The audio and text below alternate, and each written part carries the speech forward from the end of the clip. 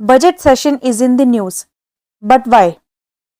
Isn't the country's budget already presented on 1st February? Then what exactly is going on in the parliament right now? And why is it making headlines? If you want answer to all these questions, then you are at the right place. So, hello and welcome to the Political Desk, your guide to political science beyond the headlines. आज इस video के through हम समझेंगे stages of budget enactment. Start से and तक एक एक step जानेंगे कि आखिर बजट सेशन में होता क्या है और कैसे हमारा बजट पार्लियामेंट से पास होके एक लॉ बनता है। और हाँ, वीडियो के बीच में काफ़ी इंपॉर्टेंट फैक्ट्स जो कि एग्जाम ओरिएंटेड है वो भी मैं बीच बीच में बताती रहूंगी, इसलिए वीडियो को बिल्कुल भी स्किप मत करना and watch till the end. So अब जैसे कि हम बात करने जा रहे हैं बजट सेशन की, तो सबसे पहले आपको पता होना चाहिए कि हमारे इंडियन पार्लियामेंट के टोटल साल में 3 सेशंस होते हैं। पहला budget session, then monsoon session और थर्ड हमारा होता है विंटर सेशन, जिसमें कि बजट सेशन जो है वो सबसे लंबा, सबसे लेंदी और सबसे इंपॉर्टेंट सेशन होता है। अब जब आप बात करते हो बजट इनैक्टमेंट की, तो नॉर्मली जो बुक्स हैं उसमें आपको 6 to 7 स्टेजेस दी जाती हैं, लेकिन मैंने इन स्टेजेस को 11 पार्ट्स में डिवाइड किया गया है ताकि आपको एक एक स्टेप बजट प्रेजेंटेशन से पहले क्या होता है और बजट प्रेजेंटेशन के बाद आखिर तक क्या क्या होता है, सभी स्टेप्स आपको अच्छे से समझ आ जाएं। तो यहाँ पर हम एक बार देख लेते हैं कि हमारे 11 स्टेजेस क्या हैं, फिर एक एक को डिटेल में समझेंगे कि किस स्टेज में क्या होता है। तो सबसे पहले तो हमारा बजट सेशन जो है वो स्टार्ट होता है प्रेसिडेंट एड्रेस से, देन उसके बाद होता है motion of thanks, then third stage में economic survey, fourth budget presentation, then general discussion on budget, then standing committee scrutiny, फिर आता है हमारा voting on demands for grant, then उसके बाद बुलेटिन, फिर appropriation bill, then finance bill और last में आता है प्रेसिडेंट्स एसेंट। तो समझते हैं एक एक स्टेप को कि एक्चुअली इन स्टेजेस में क्या क्या होता है। तो सबसे पहले अगर हम बात करें प्रेसिडेंट्स एड्रेस की, तो प्रेसिडेंट एड्रेस क्या है? Start of the budget session, जब भी हमारा बजट सेशन स्टार्ट होता है उसकी एक ऑफिशियल कमेंसमेंट मानी जाती है। मतलब कि हमारा जो बजट सेशन है वो स्टार्ट ही प्रेसिडेंट के एड्रेस से होता है। प्रेसिडेंट का एड्रेस कैसे होता है? दोनों हमारे जो हाउसेज हैं, लोकसभा और राज्यसभा, दोनों एक साथ बैठते हैं, प्रेसिडेंट उनको एड्रेस करता है, एक स्पीच देते हैं। उस स्पीच में क्या होता है? गवर्नमेंट की पॉलिसीज और प्रायोरिटीज के बारे में बताया जाता है। तो प्रेसिडेंट जो है वो बताते हैं कि हमारी गवर्नमेंट ने पिछले साल क्या किया या उनकी प्रायोरिटीज क्या है, उनकी पॉलिसीज क्या है, इस सब के बारे में एक की पॉलिसी ऑब्जेक्टिव बताते हैं। अब ये जो प्रेसिडेंट का जो एड्रेस है ये हमारे article 87 of the Indian constitution में मेंशन है। Article 87 of the Indian constitution कहता है कि प्रेसिडेंट जो है वो पार्लियामेंट को एड्रेस करेगा 2 केसेस में। पहला, हमारे जो ईयर का जो फर्स्ट सेशन होता है उस सेशन की कमेंसमेंट के टाइम पे करेगा, जैसे कि बजट सेशन। ईयर का फर्स्ट सेशन मतलब कि जैसे 2026 अब स्टार्ट हुआ तो इस साल का पहला सेशन क्या है? बजट सेशन है। उसका जो हमारा ऑफिशियल जो स्टार्टिंग है उस स्टार्ट के लिए प्रेसिडेंट जो है वो पहले एड्रेस करते हैं। पहला केस तो ये। दूसरा कि जब भी कोई जनरल इलेक्शंस के बाद जब न्यू गवर्नमेंट बनती है तब जो आपका पहला सेशन होता है उस सेशन को भी प्रेसिडेंट एड्रेस करते हैं। ठीक है, तो ये 2 केसेस में आर्टिकल 87 में लिखा है कि प्रेसिडेंट का एड्रेस होता है और दोनों हाउसेस एक साथ बैठते हैं, मतलब एक साथ जॉइंट सिटिंग होती है दोनों हाउसेस की। लेकिन ये कहाँ पर मेंशन है ये वाली जॉइंट सिटिंग? ये मेंशन है article 87 of the Indian constitution.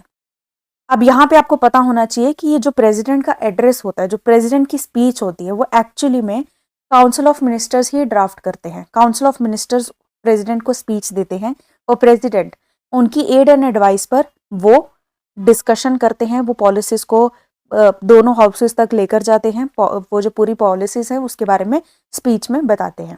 तो अब जब ये प्रेसिडेंट एड्रेस हो गया, एक ऑफिशियल स्टार्ट हो चुका है बजट सेशन का, देन उसके बाद आती है हमारी सेकेंड स्टेज जो कि है मोशन ऑफ थैंक्स की। मोशन ऑफ थैंक्स काफ़ी इंपॉर्टेंट है। इसमें क्या होता है? डिबेट की जाती है, एमपीज जो है वो डिस्कशन करते हैं, डिबेट्स करते हैं जो भी प्रेसिडेंट एड्रेस में पॉलिसीज और परफॉर्मेंस के बारे में बताया गया है उस पर। मतलब प्रेसिडेंट एड्रेस में प्रेसिडेंट ने गवर्नमेंट के रिलेटेड जो भी उनकी पॉलिसीज या प्रायोरिटीज है उसके बारे में बताया। फिर उसके बाद मोशन ऑफ थैंक्स में एमपीज जो कि ऑपोजिशन के भी हो सकते हैं और हमारे गवर्नमेंट के भी हो सकते हैं, सभी जो है वो डिस्कशन करते हैं, वो डिबेट करते हैं गवर्नमेंट की पॉलिसी से रिलेटेड या परफॉर्मेंस से रिलेटेड। और ध्यान रखना कि ऐसा भी हो सकता है कि एमपी जो है वो कुछ ऐसे मुद्दे पे डिस्कशन करें जो कि प्रेसिडेंट एड्रेस में नहीं बोला गया था, मतलब प्रेसिडेंट एड्रेस के बाहर जाके भी किसी भी टॉपिक पे डिस्कशन या डिबेट कर सकते हैं। फिर उसके बाद अमेंडमेंट की जाती है, कुछ अगर चेंजेस करनी है वो लाई जाती हैं और इस पे होती है वोटिंग। अगर वोटिंग के टाइम पे रिजेक्शन आ जाती है तो इसका मतलब गवर्नमेंट के गिरने के चांसेस है। तो इसका मतलब होगा कि हमारी लॉस ऑफ कॉन्फिडेंस है, मतलब कि गवर्नमेंट जो है वो गिर सकती है इस केस में। तो इसीलिए मोशन ऑफ थैंक्स काफी इंपॉर्टेंट होता है, इसको पास करना ही पड़ता है गवर्नमेंट अगर अपने आप को बचाना चाहती है तो अब आपको ये समझ आ गया होगा कि अभी तक हमने जो दो स्टेजेस देखी उसमें क्या समझ आया। सबसे पहले कि प्रेसिडेंट का एड्रेस होता है, उस एड्रेस के बेसिस पे फिर मोशन ऑफ थैंक्स चलती है जिसमें कि डिबेट होता है और उसके बाद वोटिंग होती है। अब आपने न्यूज में अगर देखा होगा तो अभी भी आजकल हमारे न्यूज में मोशन ऑफ थैंक्स काफी चल रहा है, लेकिन ऐसा क्यों है? क्योंकि हमारा तो बजट प्रेजेंट हो चुका है, लेकिन अब अगर हम स्टेजेस की बात करें तो स्टेजेस में तो बजट अभी प्रेजेंट हुआ नहीं है। तो ऐसा क्यों है कि अभी तक हमारे मोशन ऑफ थैंक्स के रिलेटेड हमारी न्यूज चल रही है जबकि बजट प्रेजेंट पहले हो चुका है, जो कि एक्चुअली स्टेजेस में बाद में आता है। ऐसा इसलिए है क्योंकि जब हम बात करते हैं मोशन ऑफ थैंक्स की, तो मोशन ऑफ थैंक्स के लिए हर साल जो हमारे हाउसेस के जो चेयरमैन हैं, जो स्पीकर हैं, या फिर हमारे जो बिजनेस एडवाइजरी काउंसिल होती है, वो कुछ टाइम या कुछ डेज जो है वो एलोकेट करती है कि मोशन ऑफ थैंक्स पे इतने घंटे या इतने दिन डिबेट या डिस्कशंस होनी चाहिए। ठीक है, वो फिक्स रहता है। अगर आपका वो उतने दिन या उतने घंटे पूरे नहीं हुए हैं डिस्कशन के लिए, तो ये बजट प्रेजेंटेशन के बाद भी चलता रहता है। क्योंकि देखो, बजट जो हमारा प्रेजेंट होना है उसकी डेट फिक्स है, वो तो हमारी कब होनी है? 1 फेब में ही होनी है। इसको चेंज नहीं किया जाता, ये 1 फेब में हो जाएगी। लेकिन अगर मोशन ऑफ थैंक्स में सपोज करो बोला है कि 6 डेज या 7 डेज डिस्कशन करनी है और 6 डेज या 7 डेज कंप्लीट अभी हुए नहीं है, तो क्या होगा? वो डिस्कशन कंटिन्यू आगे चलती रहेगी। बजट प्रेजेंट हो गया पहले, उसके बाद जो हमारे रिमेनिंग डेज या रिमेनिंग आवर्स होंगे, जो घंटे होंगे या जो भी रिमेनिंग टाइम होगा, उसको पूरा करना ही पड़ेगा। वो पूरा फिर वो आगे भी चलता रहता है, 1 फरवरी के बाद भी चलता रहता है। और जब एक बार वोटिंग हो जाती है, मोशन ऑफ थैंक्स कंप्लीट हो जाता है, फिर आगे के प्रोसेस जो है वो आगे कंटिन्यू चलते रहते हैं। ठीक है, इसलिए आपको मोशन ऑफ थैंक्स अभी भी न्यूज में दिख रहा है जबकि बजट पहले ही से प्रेजेंट हो चुका है। But actually motion of thanks start कहाँ होता है? जब प्रेसिडेंट ने एड्रेस दे दिया, प्रेसिडेंट के एड्रेस के तुरंत बाद हमारा मोशन ऑफ थैंक्स चलता है। फिर उसके बाद हमारी थर्ड स्टेज आती है इकोनॉमिक सर्वे की। अब इकोनॉमिक सर्वे क्या होता है? इकोनॉमिक सर्वे जो कि चीफ इकोनॉमिक एडवाइजर जो है वो प्रिपेयर करते हैं पूरा सर्वे। इसमें बताया जाता है कि पिछले फाइनेंशियल ईयर में गवर्नमेंट ने क्या क्या पॉलिसीज लाई थी, क्या क्या उनका रिपोर्ट कार्ड है। एक तरह से रिपोर्ट कार्ड प्रेजेंट किया जाता है कि पिछले साल हमने क्या क्या किया है, क्या हमारी परफॉर्मेंस रही है, क्या क्या हमारे चैलेंजेस रहे हैं, वो सब के बारे में इकोनॉमिक सर्वे में बताया जाता है। अब ये इकोनॉमिक सर्वे जो है वो नॉर्मली बजट के 1 या कुछ दिन पहले आ जाता है, जिसमें उससे पिछले साल का पूरा रिपोर्ट कार्ड होता है और उसके बेसिस पे अगले साल में क्या होना है वो हमारा बजट होता है। उसके बाद बजट प्रेजेंट होता है जो कि अगले साल के बारे में बताता है। तो इकोनॉमिक सर्वे जो है वो प्रीवियस ईयर के बारे में बताता है और बजट जो है वह हमारा आने वाले साल के बारे में बताता है। फिर उसके बाद हमारे पास आती है बजट प्रेजेंटेशन। बजट प्रेजेंटेशन जो कि हमारी फाइनेंस मिनिस्टर जो है वो बजट को प्रेजेंट करती हैं, कहाँ पर? लोकसभा में, जो कि हमारी होती है 1 फेब में, जिसे हम समझते हैं कि हमारा बजट प्रेजेंट हो गया, मतलब यही है वो जो बजट फाइनल हो जाता है। पर ऐसा नहीं होता, उससे पहले और उसके बाद में भी काफी स्टेजेस रहती हैं, तभी हमारा बजट जो है वो एक लॉ बनता है। बजट को हम एनुअल फाइनेंशियल स्टेटमेंट कहते हैं, जो कि आर्टिकल 112 में होता है। लोकसभा में प्रेजेंट किया जाता है क्योंकि लोकसभा के पास एक्सक्लूसिव पावर होती है इससे रिलेटेड। और इसमें इस दिन कोई भी डिस्कशन नहीं होती, सिर्फ और सिर्फ बजट प्रेजेंट होता है, कोई डिस्कशन इस पर नहीं होती। तो क्या होता है? फाइनेंस मिनिस्टर जो है वो लोकसभा में पूरा बजट जो है वो प्रेजेंट करती हैं, बताते हैं कि क्या क्या इसमें हम हमारे बजट में हमने लिखा है, क्या हमारी पॉलिसीज हैं, क्या हमारे आने वाले फाइनेंशियल ईयर में हमारे क्या क्या गोल्स हैं, उस सब के बारे में कब बताती हैं, 1 फरवरी को बताती हूँ। तो बजट प्रेजेंट हो जाता है। अब इसके बाद क्या होता है, इसके बाद होती है जनरल डिस्कशन, क्योंकि बजट जिस दिन प्रेजेंट हुआ उस दिन कोई डिस्कशन नहीं होती, डिस्कशन होती है बाद में। अब डिस्कशन दोनों हाउसेज में होती है, लोकसभा में भी होती है, राज्यसभा में भी होती है। कैसे होती है, जब बजट प्रेजेंट कर लिया तो बजट की जो हमारे पास कॉपीज होती हैं वो राज्यसभा लोकसभा दोनों पे दे दी जाती है, डिलीवर कर दी जाती है। फिर उसको एमपीज जो है वो पढ़ते हैं, समझते हैं और उसके बेसिस पे डिस्कशन करते हैं। अब ये वाली जो डिस्कशन है ये मोशन ऑफ थैंक्स की डिस्कशन से कैसे डिफरेंट है, मोशन ऑफ थैंक्स में किसी भी टॉपिक पर डिस्कशन हो सकती थी, फिर चाहे वो प्रेसिडेंट एड्रेस से रिलेटेड हो या ना हो। लेकिन जो हमारी जनरल बजट की डिस्कशन है वो सिर्फ और सिर्फ बजट से रिलेटेड ही होती है। इसमें जो भी गवर्नमेंट की पॉलिसीज या प्रायोरिटीज हैं उसके बारे में डिस्कशन की जाती है, ओवरऑल पॉलिसी पर फोकस रहता है और कहीं भी इसमें वोटिंग नहीं होती, ये सिर्फ और सिर्फ डिस्कशन की जाती है। डिस्कशन के बाद हमारे पास आती है स्टैंडिंग कमेटी स्क्रूटनी। अब इस स्टेज में क्या होता है, हर एक मिनिस्ट्री की कुछ डिमांड्स फॉर ग्रांट होती हैं कि हमें इस साल में जो भी हमारे फाइनेंशियल ईयर में जो हमने बजट में बताई हैं कुछ पॉलिसीज या जो भी उनको काम करने किसी मिनिस्ट्री को, उसमें उनको जो भी पैसा चाहिए होगा उसके लिए वो अपने रिलेटेड जो स्टैंडिंग कमेटी होती है उसको डिमांड्स अपनी बताती हैं कि क्या क्या हमें चाहिए। अब क्या होता है, फिर स्टैंडिंग कमेटी जो होती है वो उनकी डिमांड्स को, उनके एक्सपेंडिचर को एग्जामिन करती हैं कि जो इन्होंने डिमांड किया वो सही है या नहीं है। फिर उससे रिलेटेड मिनिस्ट्री से सवाल भी पूछे जाते हैं और फिर उसके बेसिस पर रिपोर्ट सबमिट की जाती है, रिपोर्ट बनाई जाती है और वो पार्लियामेंट में सबमिट की जाती है। अब उन रिपोर्ट के बेसिस पे जो कमेटीज हैं वो कुछ रिकमेंडेशंस देती हैं। अब ये जो रिकमेंडेशंस होती हैं ये बाइंडिंग नहीं होती, सिर्फ रिकमेंडेशन होती है। ये एक्चुअली क्यों होता है कि क्योंकि हर एक मिनिस्टर को कितना कितना पैसा चाहिए वो सब अगर हम पार्लियामेंट में डायरेक्टली डिस्कस करने लगे तो काफ़ी टाइम भी लगेगा और वो उतना अच्छे से हो भी नहीं पाएगा। इसलिए हर एक हमारी जो मिनिस्ट्री है उसके लिए जो जो हमारी स्टैंडिंग कमेटी होती है वो पूरा अच्छे से एनालाइज करती है कि क्या डिमांड रखी गई है, क्या एक्सपेंडिचर की डिमांड मांग रखी गई है, क्या वो जायज़ है या नहीं है, उसके रिलेटेड फिर रिपोर्ट सबमिट करके रिकमेंडेशन देकर फिर लास्ट में जाकर ये पार्लियामेंट में पूरा सबमिट किया जाता है कि हाँ इस मिनिस्ट्री ने इतने पैसे मांगी या जो भी रहता है। ठीक है, अब ये जो हमारी पूरा ये स्टेज चल रहा होता है इस दौरान जो है पार्लियामेंट वो वर्किंग नहीं करती, काम अंदर चल रहा होता है। लेकिन राज्यसभा लोकसभा में ऐसे नहीं होती, एक तरह से उनको ब्रेक मिलता है इस दौरान क्योंकि काम अंदर चल रहा होता है, पार्लियामेंट में कमेटीज के थ्रू काम किया जाता है। तो इस टाइम पे पार्लियामेंट जो है वो वर्किंग में नहीं रहती। ओके, क्या वर्किंग में रहती, सिर्फ कमेटीज वर्किंग में रहती हैं। फिर उसके बाद आती है हमारे पास next stage, voting on demands for grant. अब इसमें क्या होता है, जो हमने अभी पढ़ा कि हमारी जो मिनिस्ट्रीज हैं स्पेसिफिक, हर एक मिनिस्ट्री जो अपनी डिमांड्स फॉर ग्रांट जो है वो रखती हैं, जिसके बेसिस पर जो हमारी कमेटीज हैं वो रिपोर्ट देती हैं और रिकमेंडेशन देती है, मतलब एक पूरा फाइनलाइज करती है कि किसी मिनिस्ट्री ने अगर कितनी डिमांड्स रखी हैं, कितनी जायज़ हैं, ये कितनी नहीं है, ये कितनी होनी चाहिए। अब वो जब पूरा प्रेजेंट हो गया पार्लियामेंट में, उन्होंने अपनी डिमांड्स के रिलेटेड जो भी रिकमेंडेशंस थी या जो भी उन्होंने रिपोर्ट बनाई थी वो प्रेजेंट कर ली। अब उन रिपोर्ट्स पर वोटिंग की जाती है। वोटिंग कहाँ होती है, सिर्फ और सिर्फ लोकसभा में।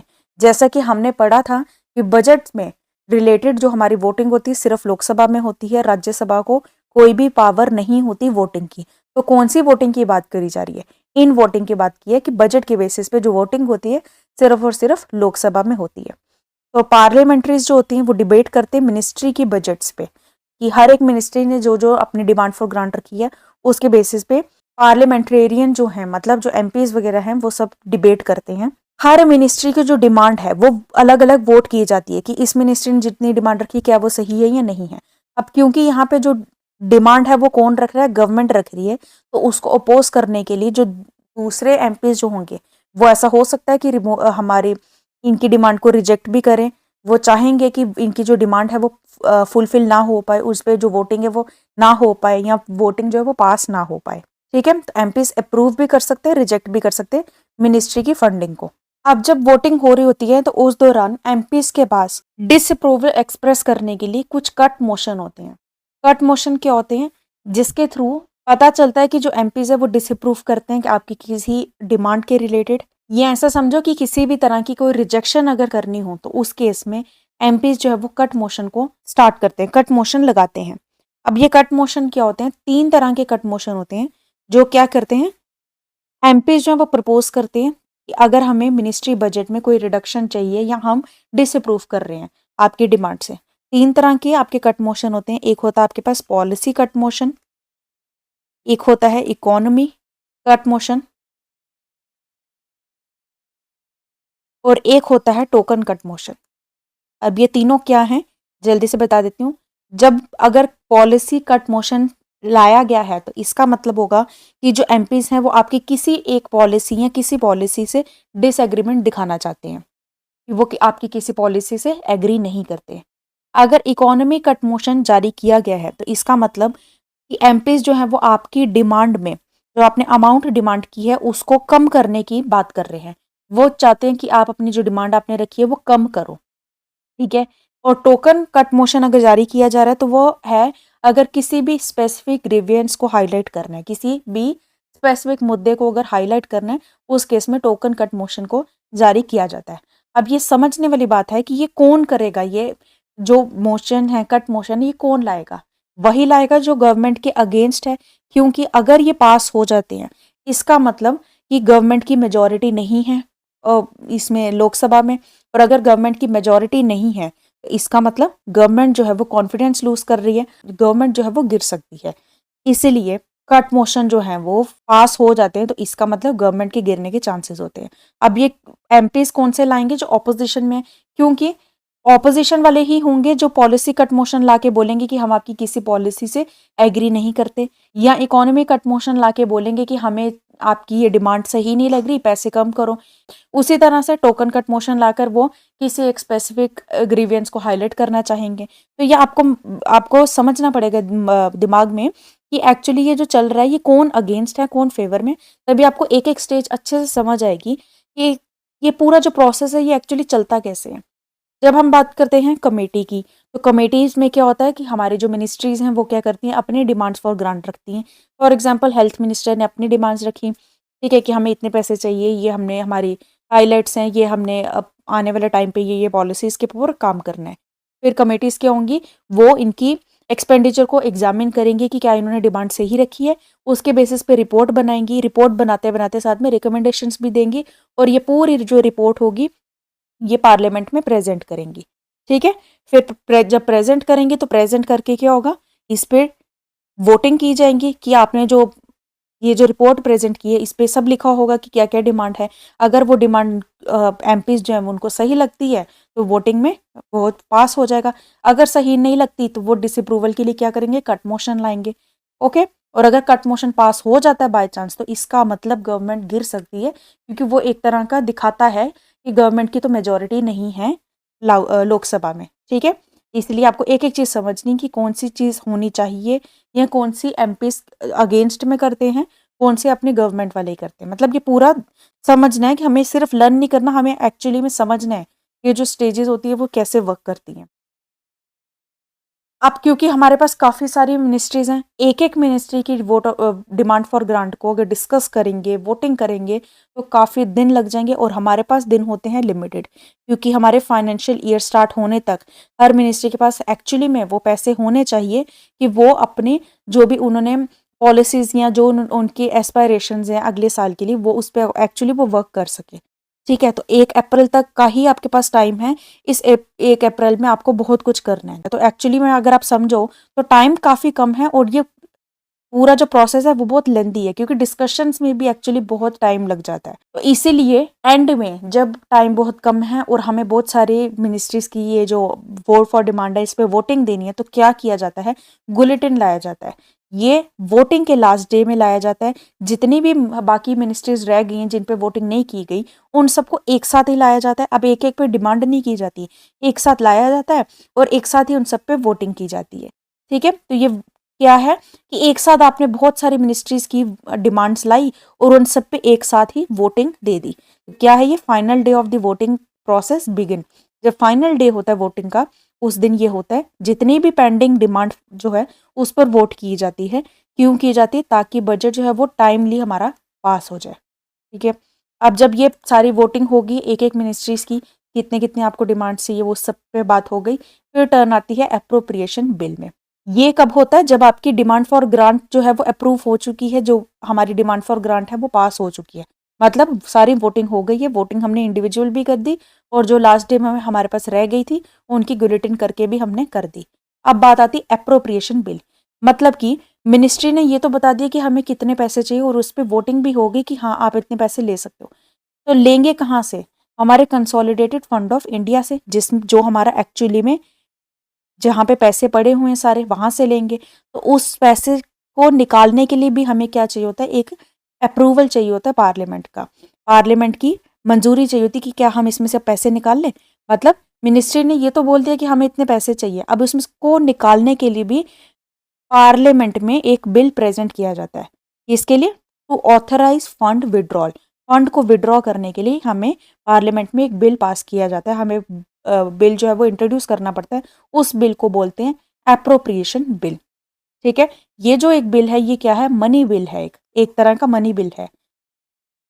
तो अगर मनी बिल है तो इसमें भी राज्यसभा के पास लिमिटेड पावर्स ही होंगी, लोकसभा के पास ज़्यादा पावर्स होंगी। तो राज्यसभा इसमें भी कोई अमेंडमेंट नहीं कर सकती, सिर्फ क्या करेंगी? अपनी रिकमेंडेशन दे सकती हैं, बाकी कोई भी चेंजेस लाने की बात नहीं कर सकती। जब अप्रोप्रिएशन बिल लोकसभा में पास हो जाता है, इसका मतलब होता है कि हाँ आप अब कंसोलिडेटेड फंड ऑफ इंडिया से पैसे निकाल सकते हो। तो समझना आपको कि वोटिंग जो हमने की थी डिमांड फॉर ग्रांट में, वो एक्चुअली किस लिए थी? वो इस चीज़ को दिखाने के लिए थी कि हाँ मिनिस्ट्री ने जितने पैसे मांगे हम वो उसके लिए एग्री करते हैं कि मिनिस्ट्री इतने पैसे ले सकती है। लेकिन लेगी कहाँ से? कंसोलिडेटेड फंड ऑफ इंडिया से। तो उसको लेने के लिए भी हमें एक परमिशन चाहिए होती है, वो परमिशन को बोलते हैं अप्रोप्रिएशन बिल। जब ये पास हो गया इसका मतलब यस आप इसमें से पैसे निकाल सकते हो। ठीक है, फिर लास्ट में हमारे पास आता है फाइनेंस बिल। अब फाइनेंस बिल क्या है? जितने भी टैक्सेस के रिलेटेड जो भी हमारे प्रपोजल्स होते हैं, टैक्सेशन प्रपोजल होते हैं, वो सब इस बिल में इंक्लूड होते हैं। मतलब पहले जो हमारे बिल थे वो क्या थे कि मिनिस्ट्रीज जो है वो कितनी डिमांड करती हैं, अब अमाउंट जो है एक्सपेंडिचर है वो कितना मांगती हैं, उससे रिलेटेड सारा होता है।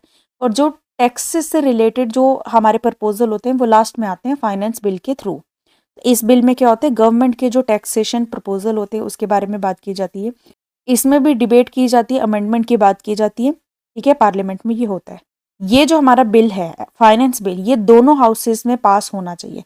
अगर दोनों हाउसेस में पास होना चाहिए तो इससे आपको समझ आ रहा है कि ये जो है नॉट अ मनी बिल, ये एक मनी बिल नहीं है, क्योंकि मनी बिल जो होता है वो सिर्फ लोकसभा में पास होता है, राज्यसभा में तो पास होता नहीं है। लेकिन अगर यहाँ पे बोला है कि ये जो हमारा बिल है दोनों हाउसेस में पास होना चाहिए, इसका मतलब ये मनी बिल नहीं है। तो ये समझना पड़ेगा आपको, ये फाइनेंस बिल जो है वो मनी बिल नहीं होता। और फिर जब फाइनल हमारा जो फाइनेंस बिल जो है वो हमारा वोटिंग हो जाती है, पास हो जाता है, तो बिल जो है हमारा क्या बन जाता है? एक्ट बन जाता है। और जब फाइनेंस एक्ट बन गया है फिर लास्ट में आती है प्रेसिडेंट की टर्न।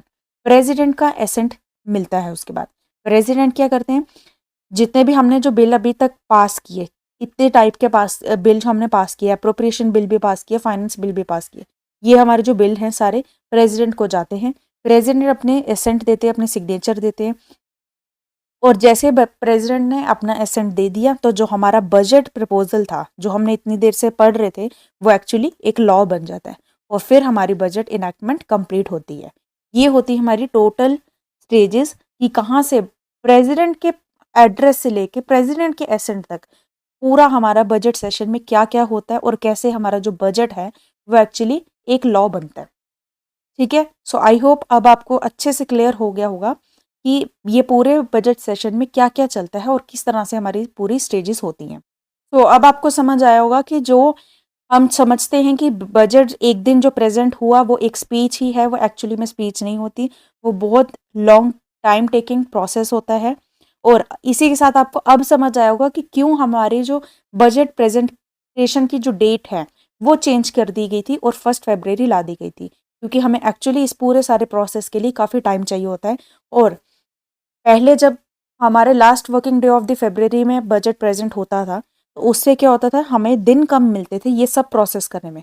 अब ये भी आपको समझना है कि अगर आपको दिन कम मिल रहे हैं तो जितनी लेट मिनिस्ट्रीज को पैसा जाएगा उतनी लेट मिनिस्ट्रीज वर्क करना स्टार्ट करेंगी, काम करना स्टार्ट करेंगी। और जितनी लेट काम करना स्टार्ट करेंगी उतनी ही लेट पॉलिसीज जो है एक्चुअली इम्प्लीमेंट होंगी, उतनी लेट ही हमारे को रिजल्ट भी मिलेंगे। इसलिए जब आपको रिजल्ट अच्छे चाहिए, एफिशिएंट पॉलिसी मेकिंग चाहिए, सब कुछ अच्छा चाहिए, तो मिनिस्ट्री के पास एक्चुअली में पैसे भी होने चाहिए। तो वो पैसे कहाँ से आएंगे? वो पैसे आपको ये सब प्रोसेस के थ्रू ही मिलेंगे, क्योंकि अप्रोप्रिएशन बिल जो है वो एक्चुअली क्या कहता है, पैसे निकालने की परमिशन देता है। पैसे निकलेंगे तो मिनिस्ट्री कुछ वर्क करेंगी ना, तो इसलिए ये सब काम में इतना टाइम लगता था। टाइम कम लगे और फाइनेंशियल ईयर स्टार्ट होने तक हमारे पास एक्चुअली में पैसे आ जाए सारे काम को करने के लिए, इसीलिए जो बजट प्रेजेंटेशन की डेट है वो थोड़ी पहले कर दी थी, ताकि हमें ज़्यादा टाइम मिल जाए और हम ज़्यादा इजीली अच्छे से एफिशिएंटली सारे स्टेजेस को कंप्लीट कर पाएँ। तो अब आपको सारे क्वेश्चंस के आंसर मिल गए होंगे कि बजट सेशन न्यूज़ में क्यों है, क्यों पार्लियामेंट इतनी न्यूज़ में है, इतनी हेडलाइंस बना रही हैं, और जिसको हम समझ रहे थे कि एक दिन में हमारा बजट प्रेजेंट हो चुका था, उसके बाद ये सब बजट सेशन एक्चुअली क्यों चल रहा है। तो अगर आपको ये पूरा बजट इनैक्टमेंट के स्टेजेस समझ आई हैं, वीडियो यूज़फुल लगा, तो अपने सभी फ्रेंड्स, अपने सभी रिलेटिव, सबके साथ ये शेयर करो, ताकि सबको पता चले कि बजट सेशन में एक्चुअली क्या होता है और ये इतने दिन का प्रोसेस कैसे वर्क करता है। तो अब अगर आप चाहते हो कि बजट की कॉन्स्टिट्यूशनल स्टेटस को समझना, बजट से रिलेटेड कॉन्स्टिट्यूशनल फैक्ट्स को समझना, तो सामने आपको एक वीडियो दिख रही होगी, उसको क्लिक करो, तो मैं आपको वहाँ पे ही मिलूंगी। तो थैंक यू सो मच।